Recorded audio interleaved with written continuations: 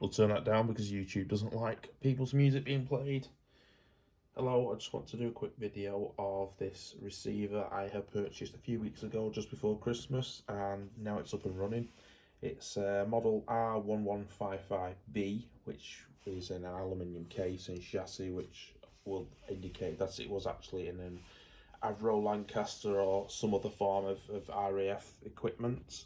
And I've just got it running yesterday on a customised power supply. It's very original inside. It's very rare to actually find one of these units that hasn't been hacked to pieces and modified in many different ways.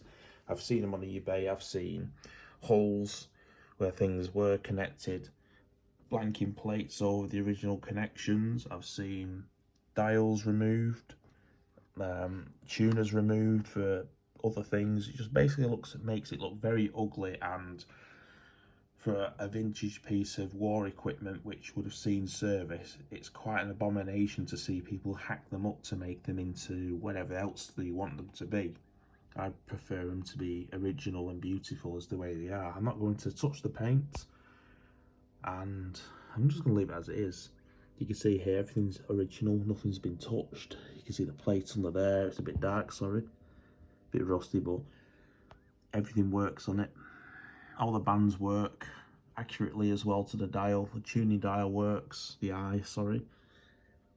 The plugs in there, I've just brought it up on HT voltage of 220 volts DC and 5.8 on the 6 volt side for the filaments, which is supposed to be 6.3, but run them slightly cooler, they'll last longer.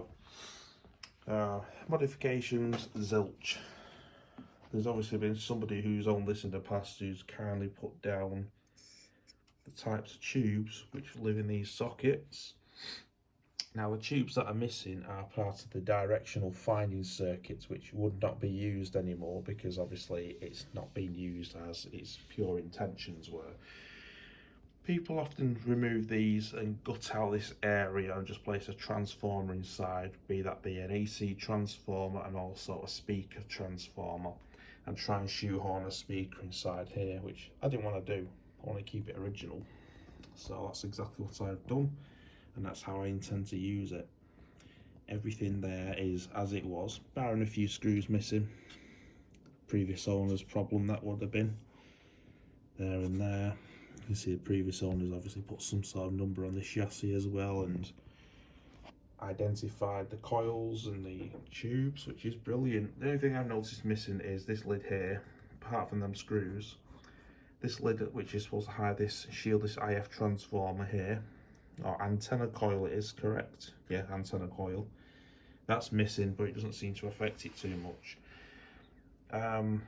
Getting it working, well, if you're a dab hand with a soldering iron and you've got quite a few hours and a good lot of patience to spend picking out the old capacitors and replacing with new ones, then go for it. You can see I've been a bit naughty here and I've just tacked on a couple of small discrete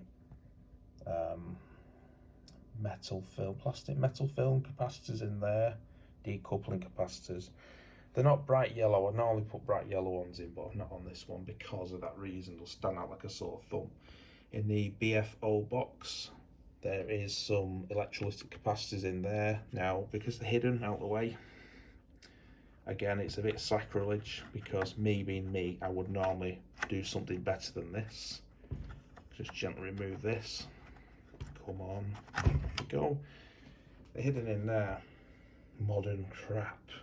But you can see I've just snipped out the old electrolytic capacitor box and left it in situ. Because I would have to unscrew all this down here to actually get access to it, which of course will upset a lot of stuff. Notice a lot of the wires on this one is rubber and they are petrified, they are solid. You touch that, it'll just crumble. Now, I did as little as I can, poking around between them, just to keep everything happy in there. There's a little valve hidden in there as well. Yeah, so I've been very careful as to what I've been doing. Didn't want to disturb much of the wire. Some people rewire these. You'll be here all year. I just wanted to keep it original. Now, there's another electrolytic capacitor box just under there. What I've done this time is I've cleverly hidden the new electrolytic capacitors in these old paper ones, paper waxed ones that I've collected from previous restorations, and I thought, oh, it'll come in handy. And you wouldn't know it. That one there's a genuine one. These three here are remanufactured ones. The values don't matter too much because what's inside them is correct. However, they just look more original. You can see under there I've snipped that capacitor out the circuit under there. Coming down here, this big capacitor here, 4 microfarads. I've left that there because I didn't want to mess around unbolting it and disturbing the wires, because as you can see, this thing is packed in quite tight. You don't want to really be messing around with brittle wiring because it'll just make whole can of worms open for you. So I've just left it be. Discreetly snipped it out of circuit, and I've just added a very small equivalent, modern equivalent there, which is out of eye's way. If you're just looking at it from the top, you won't really notice any difference. The decoupling capacitor cans, which are these, you got 7 of these, 1, 2, 3, 4, 5, 6, 7. What I've done under the chassis is I've just snipped them out of circuits, took the wires back inside of them and just replaced them with these small discrete metal film ones, which don't stand out like a sore thumb, and they look fairly okay in my eyes. More of that brittle wiring. So yeah, at the moment it's working. There's a lot of mystery online. You see lots of people's circuit diagrams for the power supplies, and it can be a little bit confusing because a lot of them have been done years ago and they don't have a schematic. So what I've done here is I've used an old transformer, a rectifier EZ80, which is only 90 millivolts output, which is, sorry, milliamps. The set uses 70, so at 90 you're not really going to cause an overdraw if something goes wrong.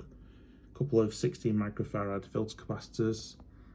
You've got resistors on the cathode to create the bias.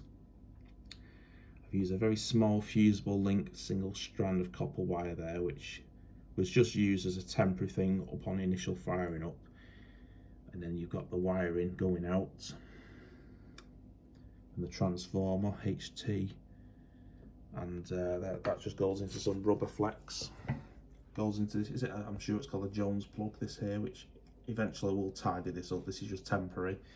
And as an output so far, I'm using its original onboard output, which would be a very high ohm headphone set, and I've used a 2 mega ohm horn.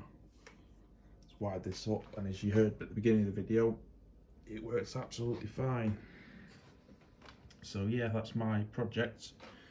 Spent a couple of weeks on it. I took my time. Normally I like to lay into these things and get them done, but this thing's special, so I thought I'd spend the time on it and you know, reap the fruits of my labour, so to speak. But I'm happy with this one. I probably would keep this. You see in there's a lot of capacitors in there, change as well, but the same story rather than open it up. But yeah, it's quite rare to find an unmolested version of this.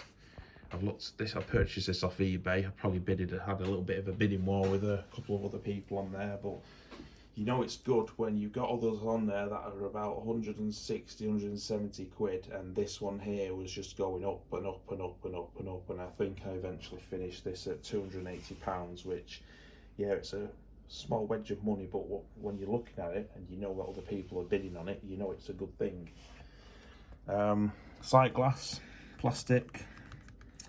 That's original as far as I know. There's no backlight on these. I've seen people put backlights in them and I've not found any of this, so I'm just going to leave it without a backlight, because no doubt the heat from the bulb will probably darken this and destroy it. And I've seen a few that have already gone quite hazy and, you know, opaque, a bit milky, but this seems to be quite good still. So I'm going to leave it the way it is. Anyway, thanks for watching. If you need any questions, please ask in the comments and I'll try to reply to them as accurately as I can to my knowledge. One thing again, if you're attempting this hobby, you've got to know what you're doing. I'm not talking about radios, I'm talking about electric, because some of the voltages produced, especially DC, is dangerous. you got an output of 90 milliamps on the tube there. Now it only takes about 50 milliamps to be a lethal dose for a human or anything living.